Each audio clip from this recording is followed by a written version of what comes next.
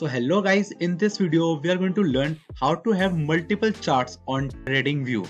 So first of all, open any web browser and then search for tradingview.com. And now after coming on the website, you guys will have to click on this button right here, then choose products. Now choose Chart Plus.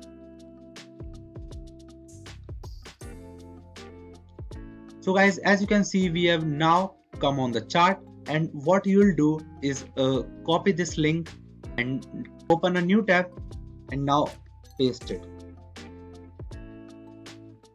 So guys, now you just have to select the other stock or crypto or anything that you want to compare. Let's say you want to compare Apple with the Netflix. So now you have in one tab the Netflix stock, and in the another tab you have the Apple stock. Now what you have to do is just select this tab and drag it like this. Now click Windows button and right arrow button. As you can see, it has come on the right side of our window. Now just select on the another tab of Google Chrome, and now guys, you can see you can now use two charts right beside on TradingView on your computer.